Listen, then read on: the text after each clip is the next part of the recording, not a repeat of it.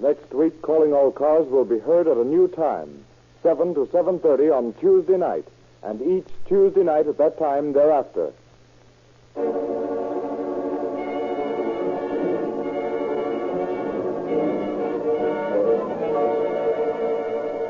Calling All Cars, a copyrighted program created by Rio Grande. Oakland Police calling all cars. Attention all cars to broadcast 302 regarding a murder. The victim refused to give any description of suspect. That's all. Rosenquist.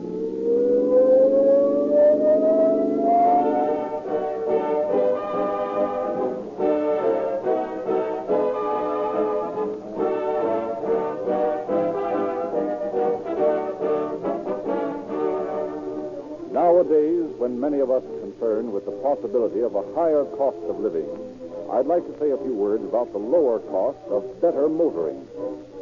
There's only one way for you and Rio Grande's revolutionary gasoline to become friends, and that is to try it. It stands to reason that if the best authorities, those who buy the most, drive the most, use and endorse this great new gasoline, it will also work best in your car. The operators of police cars, ambulances, fire engines, and other public service equipment were the first to prove the amazing response, smooth acceleration, tremendous power, and additional mileage of this radically new gasoline. When you drive into your nearest red and white Rio Grande station in the morning, you'll agree with these men and the army of motorists that Rio Grande Crack is the most highly recommended gasoline of public service sold in the West.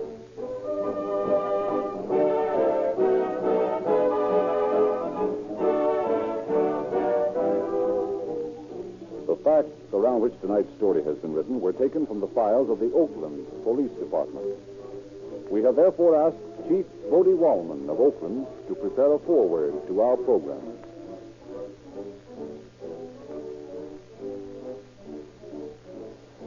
Good evening, ladies and gentlemen. It is a pleasure for me to be a guest of Calling All Cars once more and to reiterate the theme of this program. The story tonight goes back to 1919, when there was more or less gambling in many cities throughout the United States. Today, I am happy to say that there is comparatively few gambling houses operating in our great country. For years, our department has weeded out these undesirable places which hatch crime. We shall hear tonight of a story in which the perpetrators of a crime left absolutely no trace, yet they were known to their victims from the start. The unwillingness of those victims to identify the killers greatly hampered the police. Today we get much better cooperation on the part of the citizens. Nevertheless, in spite of obstacles and lack of cooperation, the criminal will learn always that crime cannot pay.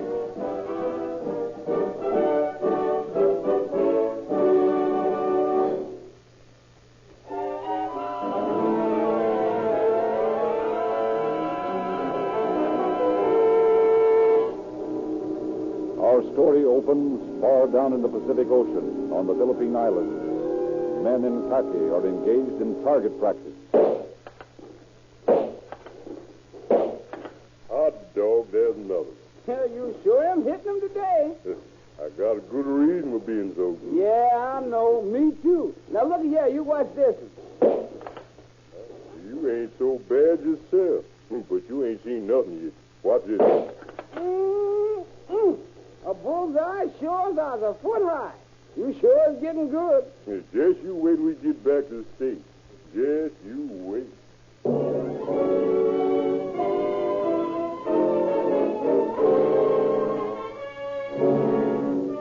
And now we skip several months.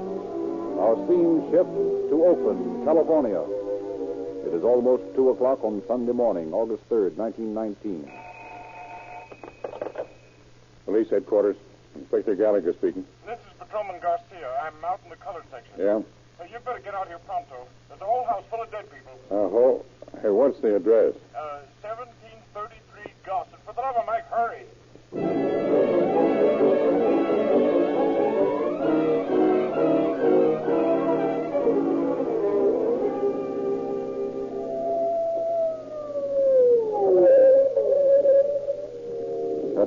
house there. Flash your light up on that door. Yeah, this is it. 1733. And look, the door's wide open, too. Let's go.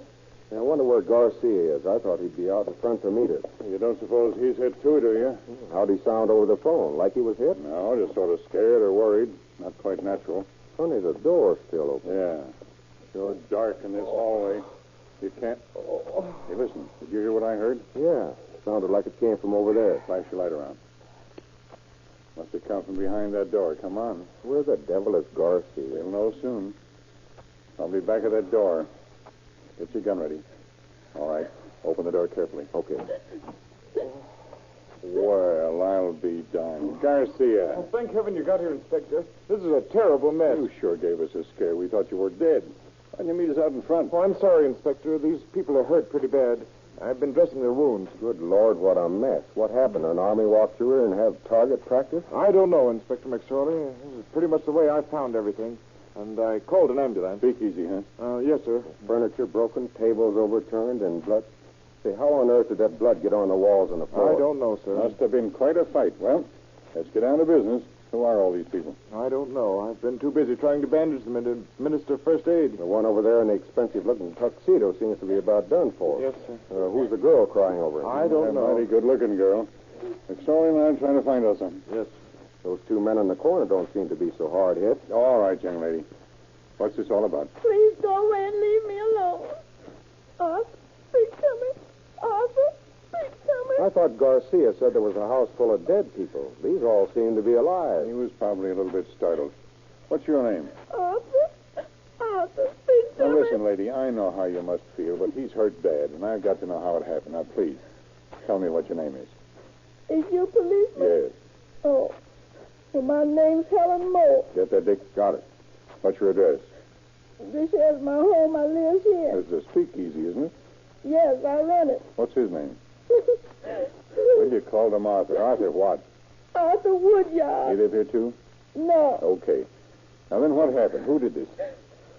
We don't know. Say, listen, buddy, you're in a bad way. Now tell us who did this. Give us a statement before it's too late. We don't. I'll tell you how it happened. Shut up.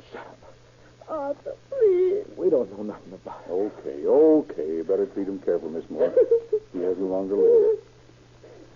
Oh, what's the use? That's the trouble with these speak murders. It was an underworld job, and nobody will talk. Maybe we can get something out of the other two. I doubt it. They're all scared half to death. We'll try, though. Let's try the little one first. Yeah. We're from police headquarters. We have to have your name. My name's Sexton. Sam Sexton. But I don't know nothing about it. Honest, I don't. I don't know nothing. Yeah. You, what's your name? Thomas Fowler. What do you know about this? I ain't got nothing to say. I was afraid of that. Yeah, me too. Now, listen, both of you. That man over there is in a bad condition. I doubt if he lives through the rest of the night. And that means that he's been murdered. Do you understand? Murdered. Yes, and furthermore, somebody's going to have to pay for it. Sam, you better tell us what you know about this. There's going to be a serious charge placed against somebody. Woodyard's about gone. Murder calls for a lot of explaining. I don't know, officer. I declare I don't. We don't know nothing, but does we think? Nope. Okay. The ambulance is pulling up out in front. Well, we'll put Woodyard and the girl in that, and these two can ride the patrol wagon. They're not so badly hurt. And as soon as they're all gone, you and I'll try to reconstruct this crime.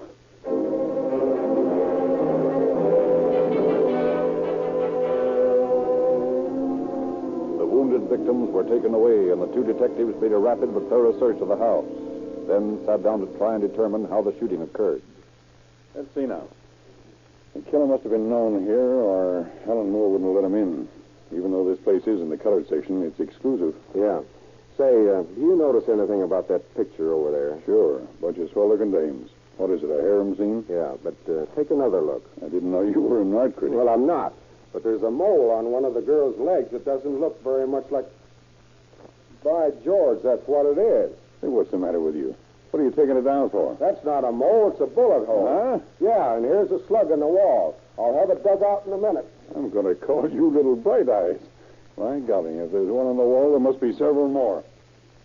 Maybe, yeah. Here's one in the leg of this table. He used a .38 revolver. Here's a slug. I'll have this one out in a minute. He sure must have gone hog wild. And just between you and me, the motive wasn't robbery. What'd you say your slug came from? A .38 revolver? Yeah? Well, apparently the killer used two guns. A .38 revolver and a .32 automatic. A .32 automatic? Yeah. Well, that doesn't make sense. There isn't one gunman in 1,000 who uses two different kinds of guns. All two gunmen use the same make and caliber. Yeah, and furthermore, this place is too much in the shambles for one guy to have done it. Well, that's point number 2. There were 2 or more killers. They must have been known to gain entrance. And another thing, Woodyard was their target. He's hurt bad, and I'll bet intentionally. I've been thinking the same thing. Whoever the gunmen were, they came here with the express intention of killing Woodyard. Robbery was secondary. The Moore woman and the other 2 men were hit by stray bullets. Yeah. It's certain the 2 men were. The woman got in the way. Don't forget the picture of Woodyard on her dresser upstairs. She's got a case on him. Yeah, that's true. She probably tried to shield Woodyard. Why don't we try to reconstruct the thing? I'll be one of the killers and you the other, eh? Sure. I used to be able to recite some Shakespeare. I guess I haven't forgotten how to act. Let's go. Okay, we start at the front door. Now, whoever we are, we came up and rang the doorbell. Helen Moore must have come to the door. Well, look who's here. Come on in and bring your buddies with you. Just in time. Betty, they ain't gone yet. We would have greeted her and gone in. She'd have led us down the hall into that door over there and brought us in here. Now, you boys just make yourself at home. What's your head? Now, if we knew her, and we must have, we'd have exchanged a few pleasantries. All right. But I've been wondering where you all was. What y'all was We'd have doing? probably have answered in the abstract, and if, as we suspect, the killers were familiar with Woodyard, would have inquired about him. Oh, yeah, Arthur, that's fine. There he is over there. Come on over and say hello. Hey, Arthur, there's a couple old friends dropped in to say hello to you. Oh, hello there, boys. Glad to see you. How you been? We would answer, all right. Gonna do a little drinking tonight? We'd answer maybe and walk over to where Arthur was stationed. Make yourself at home, boys. I'll be back in a few minutes. All right, gentlemen. The place is yours. About now is when we began, isn't it? Yeah, we'd both whip out our guns, and if this was a grudge killing, tell Woodyard we'd come to get him. Now, listen, boys. There ain't no use for guns around here. We can settle this thing peacefully. Yeah, we'd say it couldn't be settled. Wait a minute. Don't Yeah. shoot. We can straighten this whole thing out. What's going on over here? Oh, good Lord, don't shoot him. It wasn't his fault. We'd tell her to keep out of it, You ain't and, going to get nothing by killing Arthur. Take the money and clear out of here. We won't even say nothing to the cops. Honest, we won't. That's right. That's right. Take the money. Maybe the killers figured they got fleeced and wanted to get even. Let the past go. Forget it. Take this money and figure everything square. Or maybe the girl was the reason. Yeah, there ain't no reason to dig up the past. I didn't mean no harm, honest, I didn't. I cared just as much for you as I always did, but you see, I never really loved you. I loved Arthur. by this time, we'd probably have had enough words and tell the Moore woman to get out of the way. And you don't know what you're doing. You can't both hang with this. You can both hang. You can't kill a man and get away with it. Get out of the way, Helen, or you'll get it, too. There must be some way to settle this without Get guns. out of the way. Your number's up, Woodyard. You get it! You get it! Oh, Arthur! The other killer would have let go just to be sure Woodyard was dead. There was probably several other shots fired in an attempt to shoot up the joint, and that's how the other 2 got hit. Uh-huh. Most of the others would have scrambled out as best they could. Yeah, one of the killers would have scooped up the dough, and the 2 of them beat it. In the wild exodus of customers, the furniture got overturned. Or else Woodard put up a fight. Don't forget that possibility. Yeah, that's right. Well, after they'd all gone, just the 4 of them were left. Woodyard, weak but not dead, would have sworn the rest to secrecy.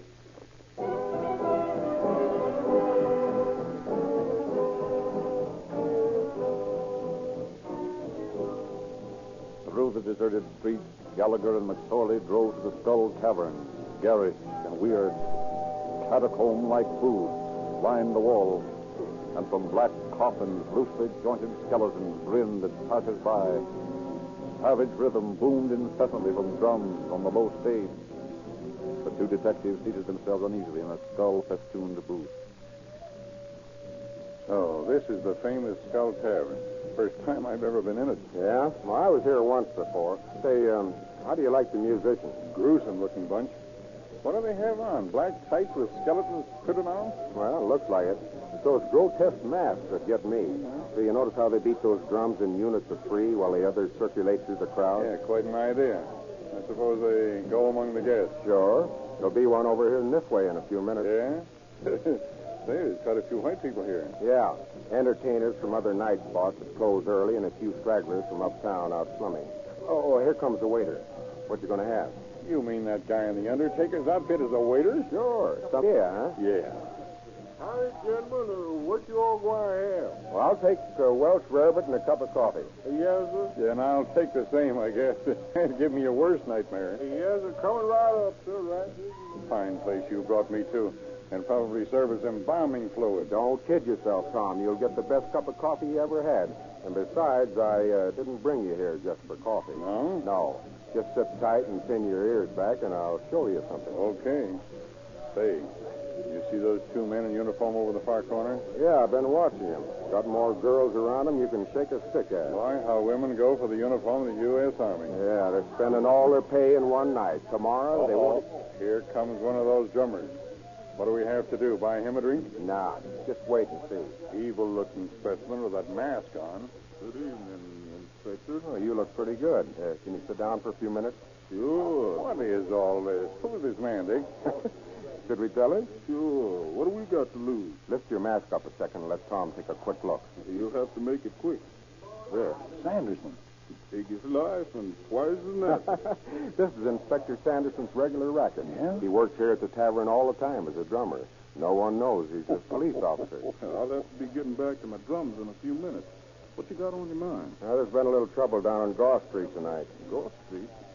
Not Helen Moore's place. Yeah, how'd you know? I met her tonight. He comes in here almost every night with Arthur Woodard. Then you know him, too. Yeah. Is he mixed up in it? Yeah, he's got a couple of slugs in him. Doubt if he lives till daylight. What about Miss Moore? Oh, just a slight flesh wound in the shoulder. There are a couple of others mixed up in it. You know a Sam Sexton and a Thomas Farley? Yes. The Sexton boys just come here from the south. Farley's a local man. Neither one's been in any trouble before that I know of. Well, what about Woodard? I don't know much about him. Always been sort of a mystery. But what happened? We don't exactly know. None of them will talk. The place is in its shambles and the money's all gone. But me and Dick have an idea there's more behind it all than robbery. I wouldn't be surprised. Woodard and that Moore girl have been going around together for some time. There might be a motive in that. That's what we thought. Robbery was probably secondary. Yeah. Well, I'll have to go over and whack on my drum again. I'll go right to work on it, though, and see what I can find. I hear a lot of funny things sitting behind this mask. And he's not kidding.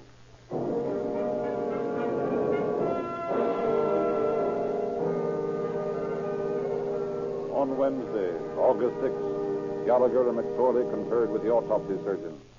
What's the report, Doctor? Well, the hospital staff did everything it could to save Woodard, but he was too badly hurt. When did he die? This morning. Is the autopsy over yet? Yes, they finished less than an hour ago. Here it is. 138 and 132 bullets found, eh? Yes, one of them was a revolver bullet, and the other was from an automatic. That was what we had figured before. That's proof to me that there were two men in on this. Yes, I'm rather inclined to agree with you. You see, the path followed by the bullets leads me to believe that the slugs were fired from two entirely different positions. Besides, as a precaution against getting his ammunition mixed, a two-gun man practically always uses guns that are alike. Well, Gallagher, it looks like you'll have to finish up this case with Tom Wood. I've got to take over another case this afternoon. Okay by me. Well, thanks, Doctor. Mind if we take these slugs along with us? Not at all. Maybe you'll find a gun or two to compare them with.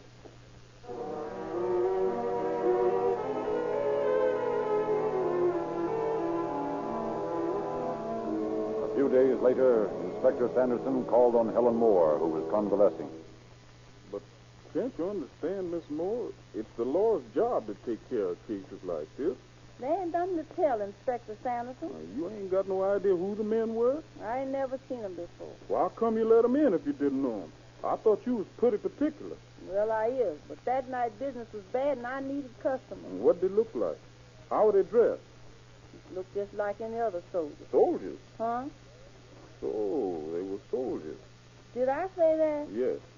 Well, I meant they were soldiers of fortune. Did you ever know any of them before? No. What branch of the army were they in? Who said anything about them being in the army? Now, looky here, Miss Moore. We ain't getting no place like this. You know who those men were and why they came to kill Woodard. Now, why don't you tell me the whole story? It's the duty of the police department to take care of killers. If you carry out your intention of settling the score yourself, then you will be a murderer and liable to arrest. And maybe Hanging? Our people have enough trouble as it is. You don't want that to happen, do you? I ain't gonna kill nobody. Maybe not, but you'll have it done. And if the boys you get to do it is caught, and you know they're gonna get caught, it'll come out that you got them to do it. That makes you guilty. Don't you see? I'm trying to help you. Now, why don't you help me? Help me to bring Arthur Woodge's murderers to justice. Well, I was going to tell the cops when they first come here, but Arthur made me promise not. I know, but he didn't realize that you might be branded as a murderess yourself. And maybe hanged. Why, if he'd have thought it out, he'd want you to tell. Well, all right, Inspector, I'll tell you. Yeah, they was soldiers in Uncle Sam's army. And there was 2 of them, and I know them. They come here to get even with Arthur for something they figured he'd done 3 years ago. I guess there was a little jealousy mixed up in it, too. Do you know the names of the men? You said you knew them. Yeah, I know the names. Where can we find them? Well, they ought to be at the Presidio in San Francisco. Mm-hmm. Suppose you tell me exactly what took place. Well, it was about midnight or a little after, and I answered the door, and there they stood, the 2 of them. First, I didn't know whether to let them in or not, but I decided it was best to act like everything was all right. So I let them in, and a little while later, trouble started.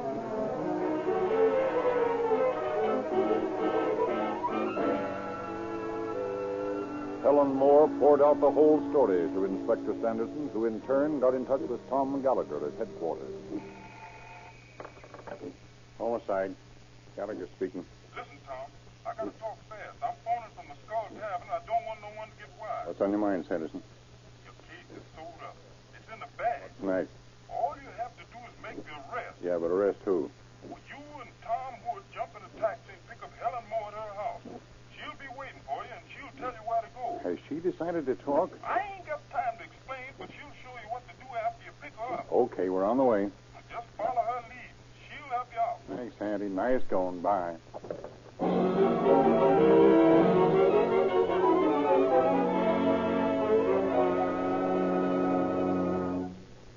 This is Inspector Tom Wood.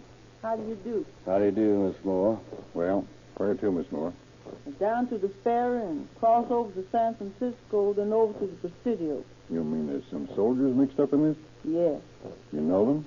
No, I ain't never seen them before in my life. How do you know we'll be able to find them at the Presidio? In the issue, I reckon. I've been told I was psychic. Did Woodyard know them? No. Why didn't he want the police to know anything about it? I don't know. He never gained consciousness, so I didn't get to ask him. Do you have any idea what the motive might have been? No, I don't. Robbery, I suppose. Are you sure there wasn't anything else back of it? I don't know nothing except what I told you, so don't ask me no more questions. I don't know nothing. There's 2 soldiers, and the best place to find soldiers is at the Presidio. Okay, Miss Moore. Maybe we can get the real reason out of the killers if we find them.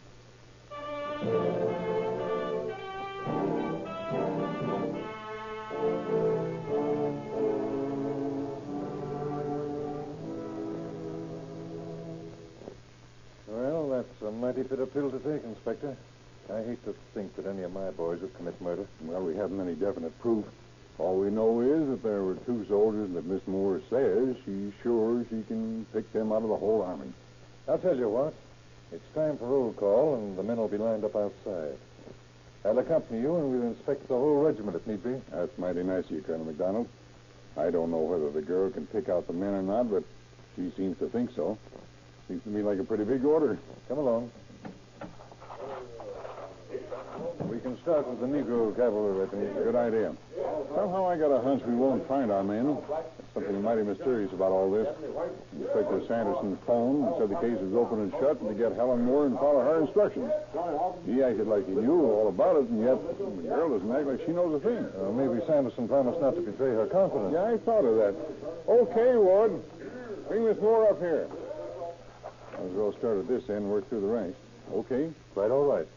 All set. It won't take long. All right, let's get started. There's one of them. You seem awful positive, Miss Moore. I never forget faces. Private John Martin, 2 paces forward. Look, There's the other one down there. Private Ernest Dykes, 2 paces forward. Sergeant, Yes, place sir. these men in the guardhouse.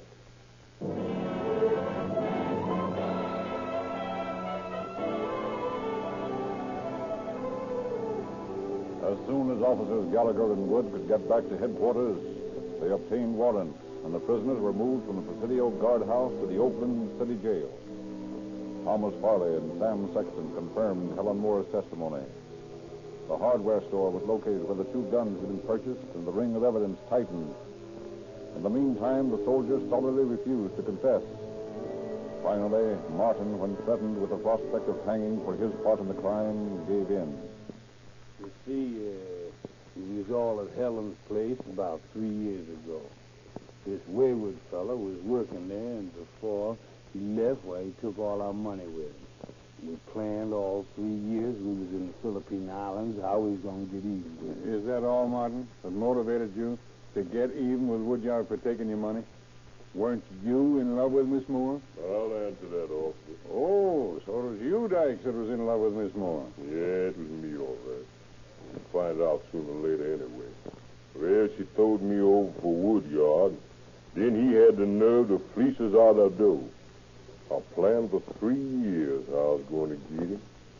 Used to take my target practice serious. So I come to Helen's house that night just to kill him. Martin must have got excited and fired his gun. I was to do all the shooting myself. Helen tried to interfere and got a slug in the shoulder. A couple of stray ones hit Sexton and Farley. That's all there is to it. But I'm glad he's dead. And if I had to do it over again, I'd do the same thing. I'm just sorry now that I didn't kill Helen, too. But if I ever gets out of here, I'll kill her so heavily.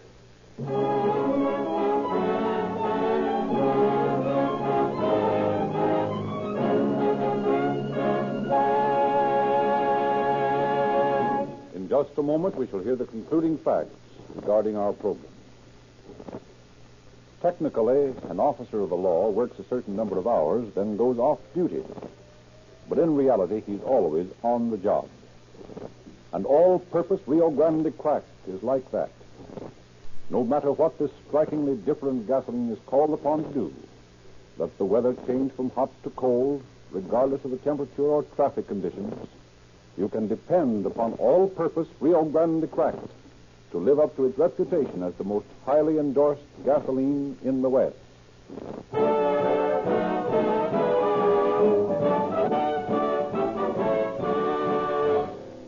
Aided by the formerly reluctant victims, officials brought Martin and Dykes to trial. They were found guilty and sentenced to spend the remainder of their lives in San Quentin.